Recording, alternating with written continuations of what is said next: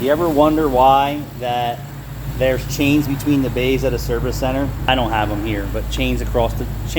It's not so the mechanic is going to have a safety device of stopping the car if it rolls out the bay door. That's not the case. It's to keep customers out. Keep them out of the shop, keep them in a safe place, keep them away from the mechanics, don't distract the mechanics while they're working. That's when you have problems. So in our office, we have glass that you can see into the first bay a little bit. That, some people just sit there and stare at the mechanics while they're working on their car. And I don't think the customers really realize what they're doing to the mechanic. As soon as the customer starts staring at the mechanic, and they ain't staring at the car, they're watching every move that you do to their car, not having a clue on exactly what you're doing, but they're watching. And most people who are standing at the window, they're not waving and smiling and blowing kisses at you and saying, I want to give you a tip when you're done, you're doing such a good job. They're usually sitting there with a killer's face on for no apparent reason. Just my experience. So the new guys are kind of bothered by it. It doesn't bother me whatsoever. What bothers me is when they start asking me questions while I'm servicing their car, distracting me from what I'm doing. And I have enough experience to where it really doesn't affect the quality of work I'm producing, although it does slow down the production time. That the younger guys who haven't been around it that much, in some shops you can't even gain access to the service department. So some of those technicians have no idea what we're talking about, and then others do.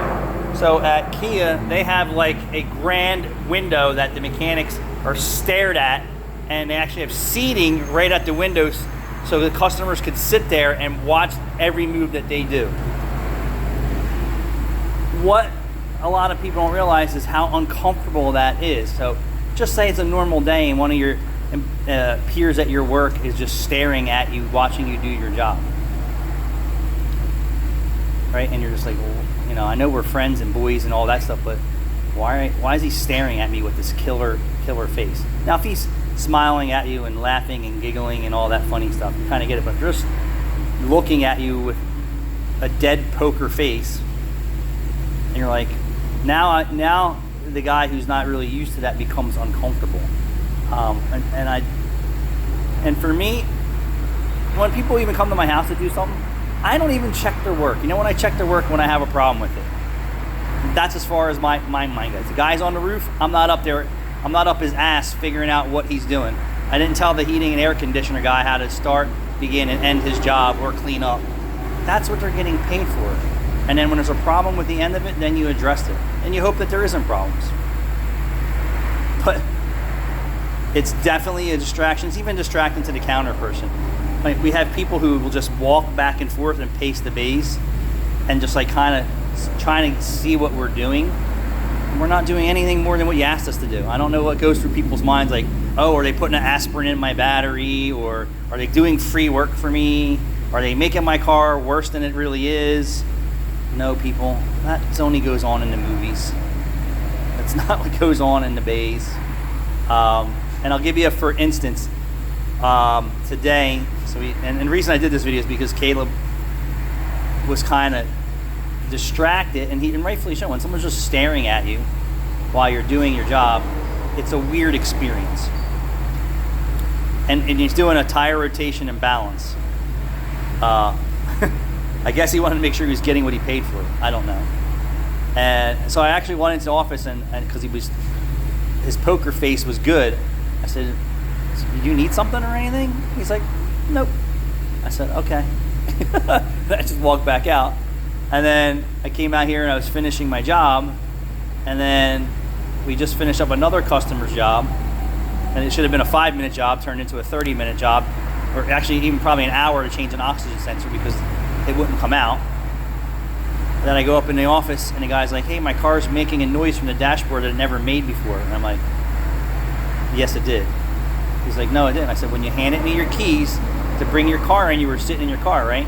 He said, "Yeah." He goes, "Then I exited." I said, "That's correct." I said, "Then I hopped in, took a picture of your mileage, and documented via text message to the counter, the service writer, that you have a dashboard clicking noise." He's like, it wasn't like that. I said, I grabbed my phone and turned over. I said, "You see this text message?" I said, "Read what it says." He's like, that's mileage. I said, that's your mileage. And I said, what's the message underneath of it? Dashboard is clicking. That's your car, dude. And he's like, oh, yes, that shit happens in our environment. Sometimes your car doesn't do something, and then sometimes it will. It's just coincidence that your car is malfunctioning. He's like, will it do it all the time? I said, well, if this is the first time you noticed it, no. But as soon as I notice a problem, I document it so I don't get blamed for it, just like this situation. He was like, oh, well, will it go away? Yeah, after you fix it. When will it stop? Whenever it feels like it. But I was like, yeah, it is a coincidence when you come into a shop that you leave and your tire light comes on. It absolutely has nothing to do with the shop or your check engine light on. It's possible that it is, but if you're not in there for any type of tire service and your tire light comes on, it's a coincidence. Or if you leave and go for I don't know, a rotate and balance, and your check engine light comes on the same day, if not as soon as you leave, or something else, and all the mechanic shop did was rotate and balance your tires, that has absolutely nothing to do with why your engine light came on, or if your window stopped working, or if your radio stopped working, if your wipers stopped working. I've heard it all. Thanks for watching.